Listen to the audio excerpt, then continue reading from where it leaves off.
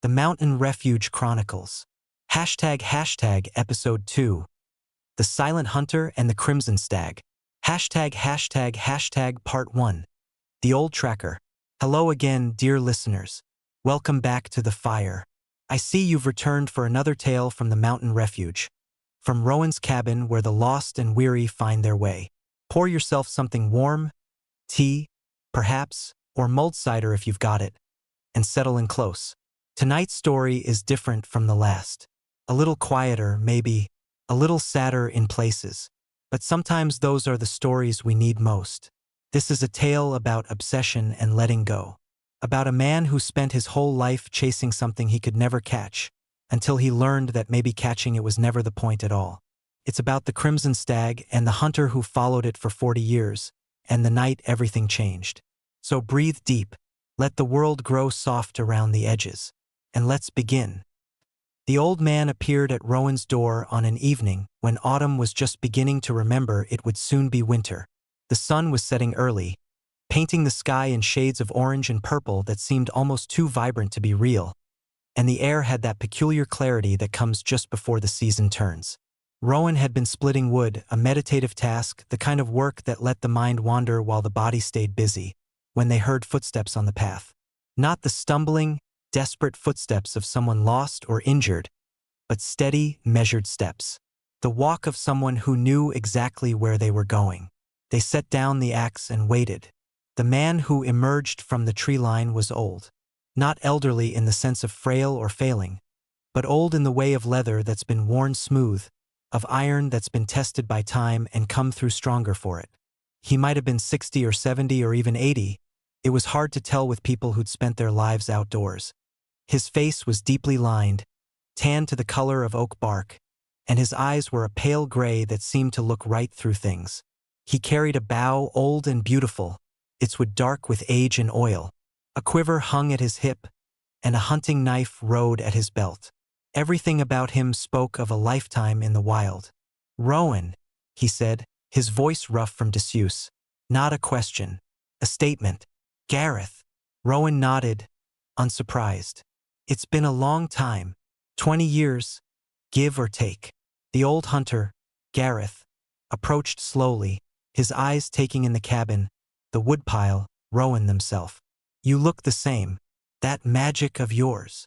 Just good living and clean mountain air." Rowan gestured to the cabin. "You want to come in? Or are you just passing through?" Gareth was quiet for a moment, his gaze distant. "I saw it again. 3 days ago, near the old standing stones. The Crimson Stag." Rowan kept their expression neutral. "Did you? 40 years I've been tracking that beast. 40 years. Gareth's hand tightened on his bow. "I've seen it maybe a dozen times in all that time. Each time it vanishes like smoke, like it was never there at all. But 3 days ago I got close, closer than I've ever been. I could see the steam from its breath, the way the light caught on its antlers." He paused, and then it ran, straight toward this mountain. "So you followed it. What else would I do?" Gareth looked at Rowan, and there was something in his eyes. Not quite desperation, but close. "I'm not a young man anymore. I can feel it in my bones, in the way I wake up stiff every morning. This might be my last chance. My last hunt." Rowan studied him for a long moment. The Crimson Stag. They knew it, of course. Knew what it was, what it meant. And they knew what Gareth didn't, that some things weren't meant to be caught. But telling him that wouldn't help. Obsessions didn't listen to logic. "Come inside," Rowan said finally. "You look like you could use a meal and a rest. If the stag's on this mountain, it'll still be here in the morning. Better to hunt it fresh than exhausted."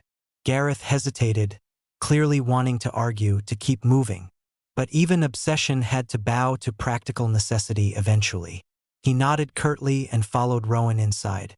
The cabin welcomed them with warmth and the smell of herbs hanging from the rafters. Rowan gestured Gareth to the chair by the fire, the same chair where Elian had sat not 3 weeks earlier, and set about preparing food. "How long have you been tracking it?" Rowan asked, though they already knew the answer. Sometimes people needed to tell their stories. "Since I was 25. Gareth stared into the fire, his weathered hands resting on his knees. I was hunting elk in the northern valleys when I saw it for the first time. A stag bigger than any I'd ever seen, with a coat the color of autumn leaves at sunset. Crimson and gold and amber all mixed together. And its antlers. He paused, his eyes distant with memory. Its antlers looked like they were made of polished copper, and they caught the light like they were on fire. You tried to shoot it. Of course I tried to shoot it. I was a hunter. That's what hunters do. Gareth's voice was flat, matter of fact. I drew my bow, aimed for the heart, released. Perfect shot. I was good even then, and I knew it was true. But the arrow.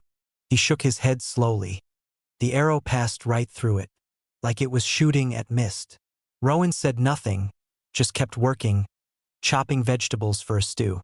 I thought I'd imagined it, Gareth continued. Thought maybe I'd been in the sun too long, or eaten something that disagreed with me. But I kept thinking about it. Couldn't get it out of my head. That stag, the way it had looked at me before it vanished. Not afraid, almost knowing, like it wanted me to see it. So you went looking for it again. Every season, I'd hunt for food, for furs, for the bounties the villages would pay. But in between, I'd search for the crimson stag, asking other hunters if they'd seen it, following rumors, tracking every whisper of something strange in the woods. He accepted a cup of water from Rowan with a nod of thanks. Most people thought I was crazy. Maybe I am. You're not crazy, Rowan said quietly. The crimson stag is real. Gareth's head snapped up, his eyes suddenly sharp and focused. You've seen it. I've lived on this mountain for a very long time. Yes, I've seen it. Then you know it's real, that I haven't been chasing shadows. I know. Rowan added meat to the pot, along with herbs from the jars on the shelf. The smell began to fill the cabin, rich and comforting. But knowing something is real and knowing what it means are two different things. What does it mean? The question came out almost desperate. Rowan didn't answer right away. They stirred the pot, tasted the broth, added a pinch of salt. Finally, why do you want to hunt it, Gareth? Really? Not because it's legendary, not because it would be the greatest kill of your career. Why? Gareth opened his mouth to answer, then closed it again. He sat there for a long moment, the question hanging in the air between them like smoke. I don't know, he admitted finally, his voice barely above a whisper. I used to think it was about the challenge, about proving I was the best hunter in the mountains. Then I thought it was about understanding what it was, solving the mystery. But now, he looked down at his hands, at the calluses and scars accumulated over decades. Now I think I just don't know how to stop. It's been my purpose for so long that without it, I don't know who I am. There it was, the truth, raw and honest. Rowan ladled stew into 2 bowls and brought them to the small table near the fire. Eat, then sleep. Tomorrow, if you still want to, we'll go look for your stag. You think I'm going to let you wander my mountain alone, possibly getting lost or falling off a cliff in your single-minded pursuit? Rowan raised an eyebrow. Besides, I know where the stag likes to go. I can help you find it. Whether you can catch it, that's another question entirely. Gareth ate slowly, mechanically, clearly distracted by thoughts of the hunt tomorrow. But Rowan was pleased to see he ate everything, and his color was better by the time he finished. You can take the loft, Rowan said. I'll sleep down here. I don't want to. The loft. Don't argue. You need proper rest if you're going to be scrambling around the mountain tomorrow. Too tired to protest, Gareth climbed the ladder to the sleeping loft. Within minutes, Rowan could hear the deep, even breathing of exhausted sleep. They sat by the fire for a while longer, staring into the flames, thinking about obsessions and purposes and the things people chase that can never be caught. The crimson stag was out there somewhere, moving through the forest on silent hooves, leaving no tracks, casting no shadow. Tomorrow would be interesting. #### Part 2. The Chase. Dawn came cold and clear, the sky lightening from black to deep blue to pale gold. Rowan woke Gareth before the sun cleared the horizon, pressing a cup of strong tea into his hands along with bread and cheese for a quick breakfast. "We'll want to be moving early," Rowan explained.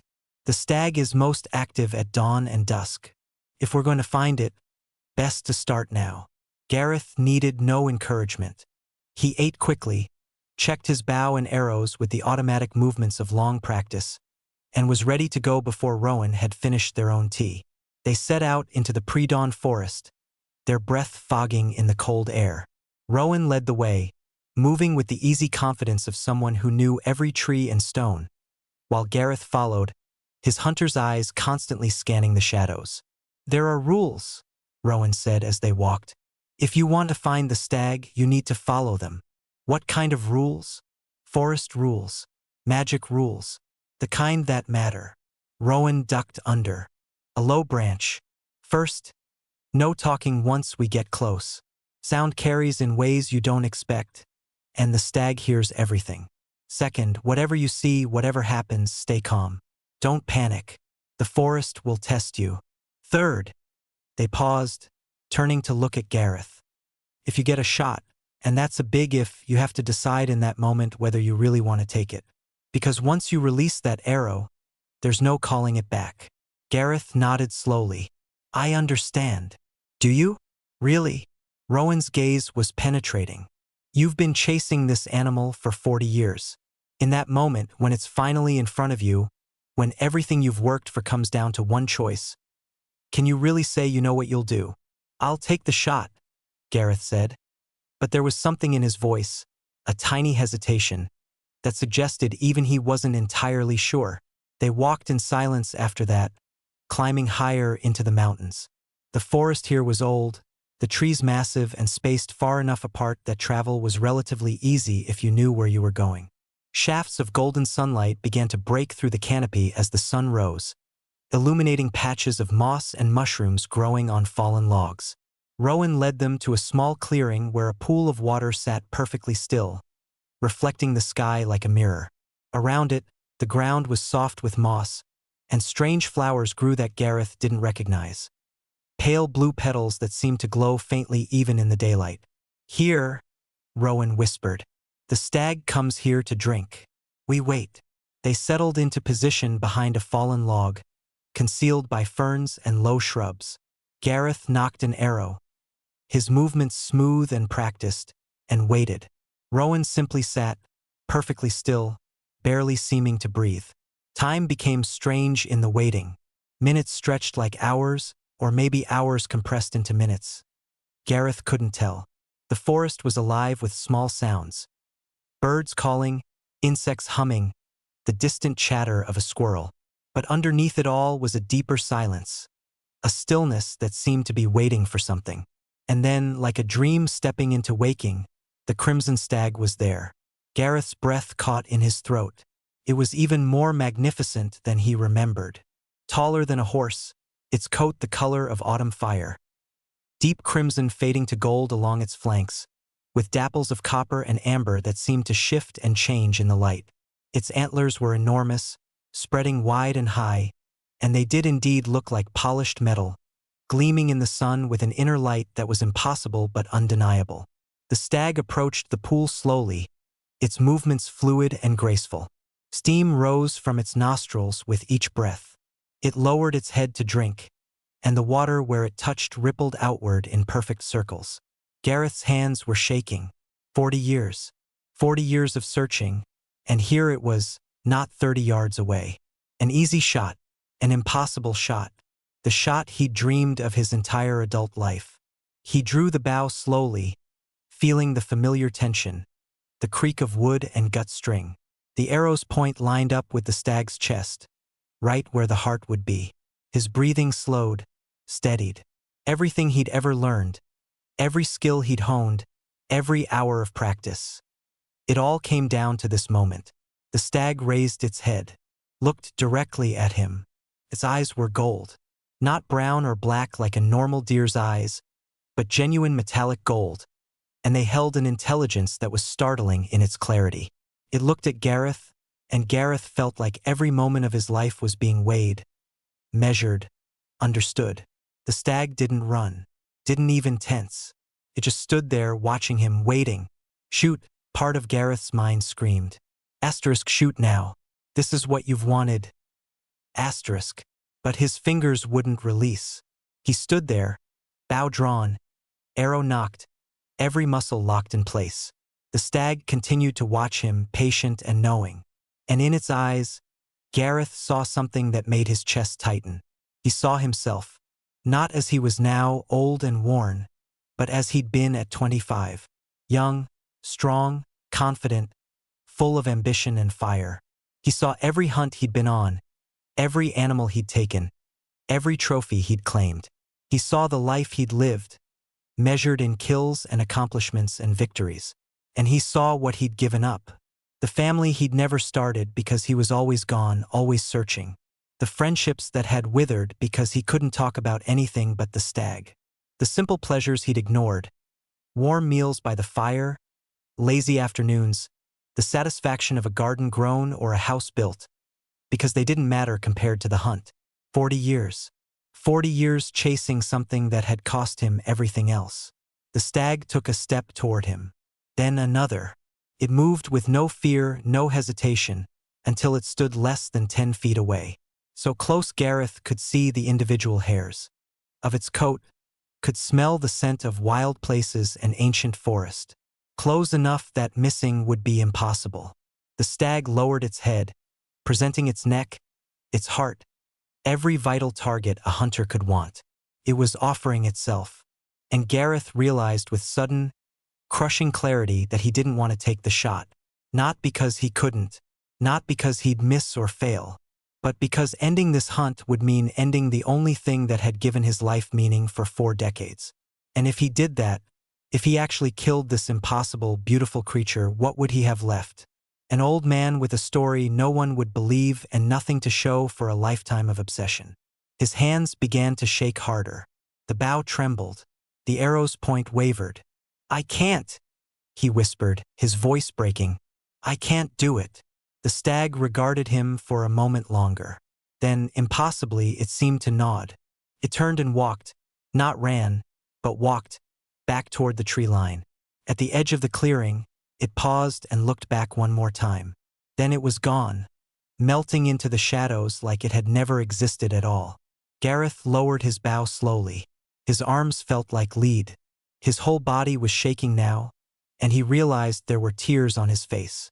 40 years, he said, his voice hollow. 40 years, and I finally get my chance, and I can't take it. What's wrong with me? Rowan stood, brushing moss from their clothes. Nothing's wrong with you. I'm a hunter who couldn't take the shot. You're a man who realized that some things are more valuable uncaught than caught. Rowan came to stand beside him, their voice gentle. The crimson stag isn't just a deer, Gareth. It's a spirit of the forest, a test, a mirror. Every hunter who's ever gotten close to it has faced the same choice. Take the shot and end the mystery, or lower your bow and accept that some quests don't have endings. But what was it all for? If I'm not going to kill it, what was the point of 40 years? The point? Rowan turned to face him fully. The point was the life you lived, the skills you learned, the way you pushed yourself to be better, to go farther, to never give up. The crimson stag gave you purpose, gave you drive. That's the gift, not the kill. The journey. Gareth sank down onto the fallen log, suddenly exhausted. I wasted my life. Did you? Rowan sat beside him. You became the best tracker in these mountains. You learned the forest more intimately than most people learn their own homes. You saw things most people never see, went places most people never go. That's not waste. That's a life fully lived, even if it wasn't the life you thought you were living. But I gave up everything else. Family, friends, a normal life. You did? Rowan agreed, not unkindly. And that's something you'll have to make peace with. But Gareth, you're not dead yet. You still have time. Maybe not as much as you'd like, but enough. Enough to make different choices. Enough to find new purposes. They sat there in silence for a while, the morning sun climbing higher, warming the air. Birds resumed their songs, and somewhere distant, A woodpecker drummed against a tree. "What do I do now?" Gareth asked finally, quietly. "Now? You let it go." Rowan stood, offering a hand to help him up. "You thank the stag for the gift it gave you, the gift of purpose, of drive, of meaning, even if it wasn't the meaning you expected. And then you figure out what comes next."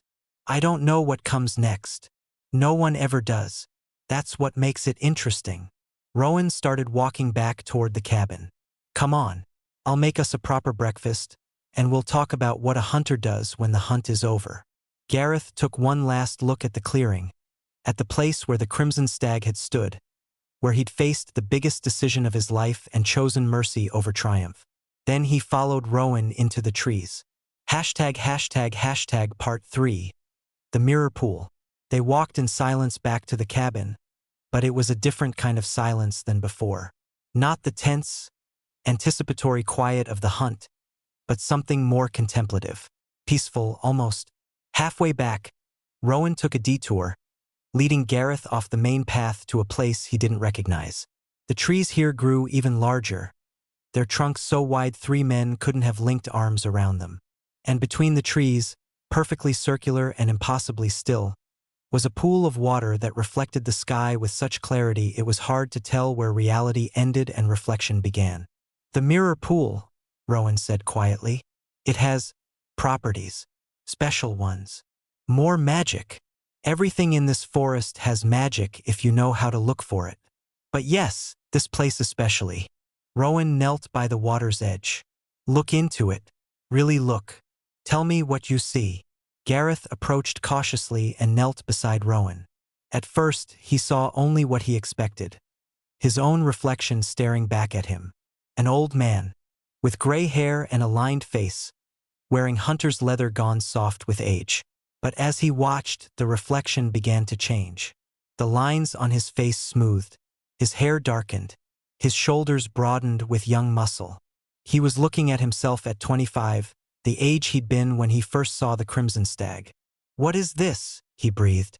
"Memories," Rowan replied. "The pool shows you what was. Keep watching."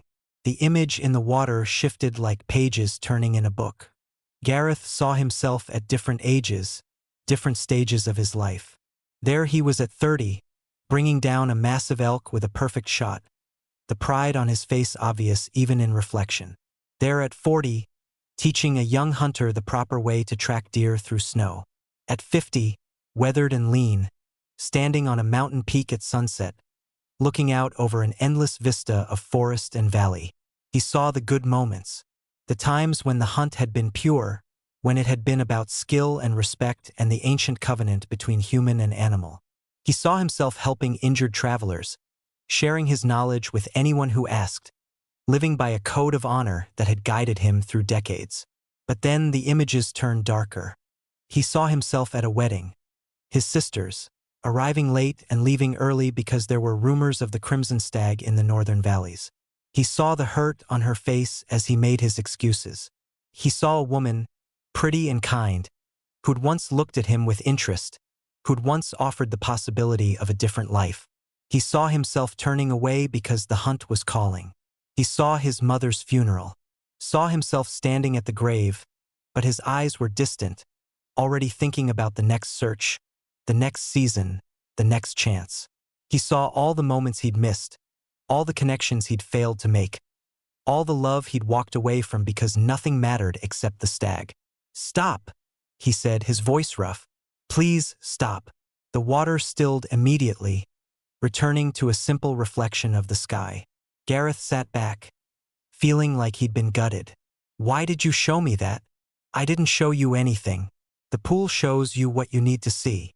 Rowan's voice was gentle but firm. "You said you wasted your life. But that's not quite true, is it? You lived your life the way you chose to live it. Those choices had consequences, yes.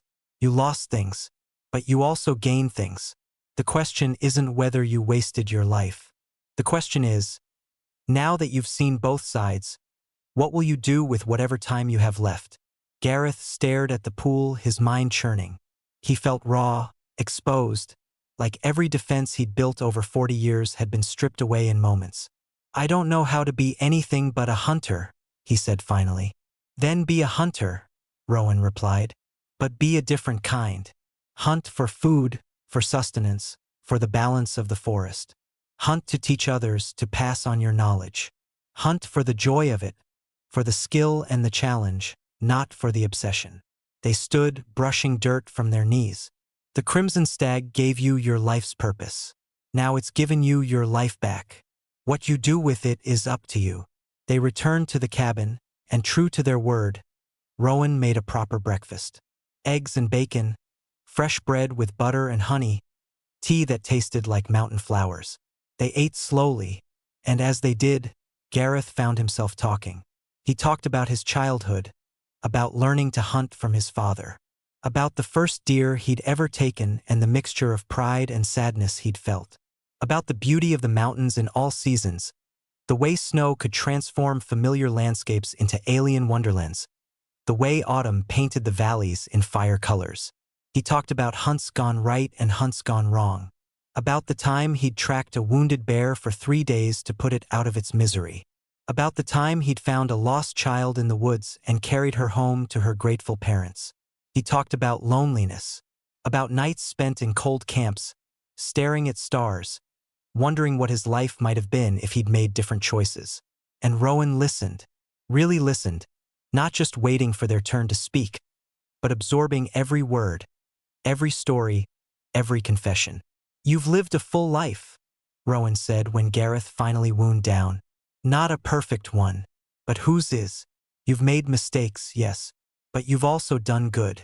You've been true to yourself even when it cost you. That's worth something. Is it enough? That's not for me to say. Only you can decide if it's enough. Rowan refilled Gareth's tea. But I'll tell you this.